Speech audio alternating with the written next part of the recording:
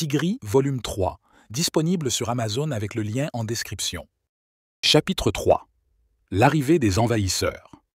Tigris et ses amis arrivèrent au village et s'installèrent au bord d'un rocher, discutant encore des étranges empreintes et des traces qu'ils avaient découvertes plus tôt. « Tu crois vraiment qu'un nouveau groupe d'animaux pourrait s'installer ici et tout détruire ?» demanda Coco, qui semblait avoir du mal à imaginer un tel scénario. « Qui ferait une chose pareille ?» Luna plissa les yeux en regardant la jungle qui s'assombrissait. « Ce n'est pas une question de pourquoi ou de qui, mais de quand. Quand vont-ils passer à l'action? Ces empreintes ne mentent pas. Si ces étrangers sont aussi nombreux qu'ils en ont l'air, ils ne viendront pas pour discuter. » Tigris, silencieux, observait l'horizon. Il ressentait un malaise grandissant, comme si la jungle elle-même lui envoyait un avertissement. Soudain, un son lointain brisa le silence de la soirée, un bruit sourd, presque un grondement, comme des branches brisées et des pas lourds s'approchant. « Vous avez entendu ça ?» murmura Plumette, ses plumes hérissées. Les quatre amis se redressèrent, tendant l'oreille. Le bruit se rapprochait, devenant plus net. Des craquements, des bruissements et des rires graves, rauques, qui semblaient résonner entre les arbres. « Ce ne sont pas des animaux du village, » dit Tigris d'une voix grave. « Restez près de moi. » Ils se glissèrent derrière un buisson pour observer. Une silhouette massive émergea des ombres, suivie de plusieurs autres plus petites. Kael, un kangourou imposant, marchait en tête. Six muscles saillants, sa posture autoritaire, et l'air de menace qu'il dégageait ne laissait aucun doute. Il était le chef. Derrière lui, un groupe de hyènes ricanait bruyamment, accompagné de vautours et de fennecs qui se déplaçaient furtivement entre les arbres. Kael s'arrêta au bord du village, observant les habitations avec un sourire satisfait. « Regardez-moi ça !» dit-il d'une voix forte et rauque. « Une jungle pleine de vie, d'arbres majestueux et de ressources à profusion. Tout ce qu'il nous faut pour construire un foyer digne de ce nom. » Kael leva une patte pour imposer le silence. Une hyène s'avança, ses crocs scintillant dans la lumière déclinante. « Alors, on commence quand? Ces petits habitants ne sauront pas ce qui les frappe. » « Patience, nous ferons les choses à notre manière.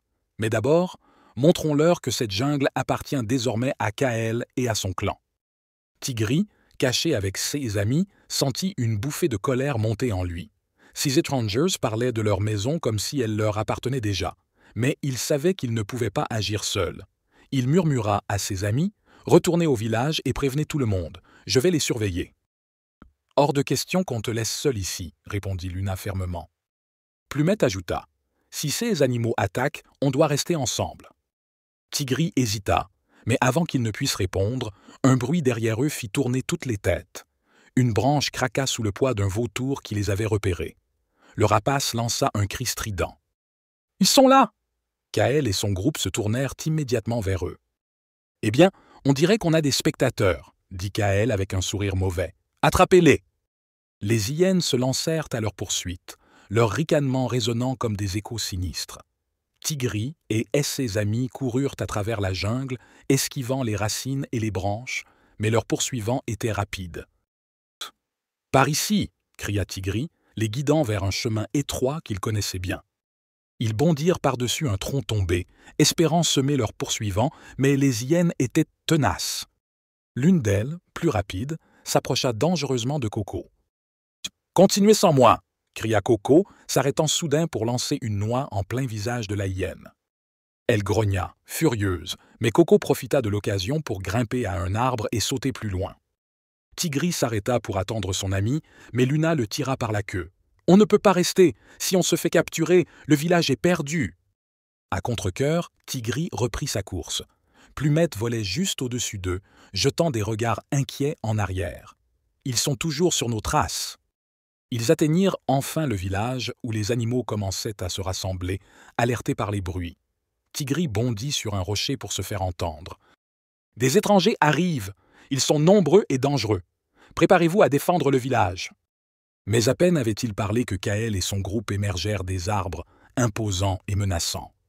Les hyènes encerclèrent les habitants, tandis que les vautours planaient au-dessus. Kael, calmement, s'avança au milieu du cercle.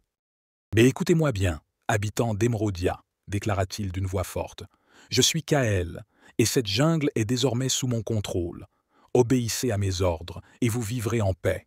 Résistez, et vous connaîtrez ma colère. » Tigri bondit devant lui, le regard brûlant de colère. Cette jungle n'appartient à personne, et certainement pas à un groupe d'envahisseurs destructeurs.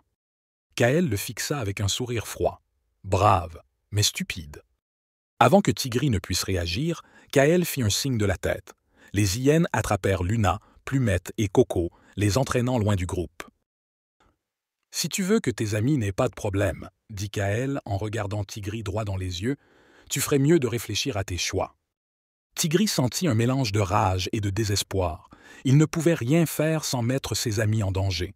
Pour la première fois, il se sentit impuissant. La jungle d'Emeraudia était en danger, et il semblait que les envahisseurs avaient déjà gagné la première bataille. Voici la fin du chapitre 3 des aventures de Tigri, le protecteur de la jungle. Vous pouvez commander le livre papier, broché ou e-book via le lien en description. À bientôt.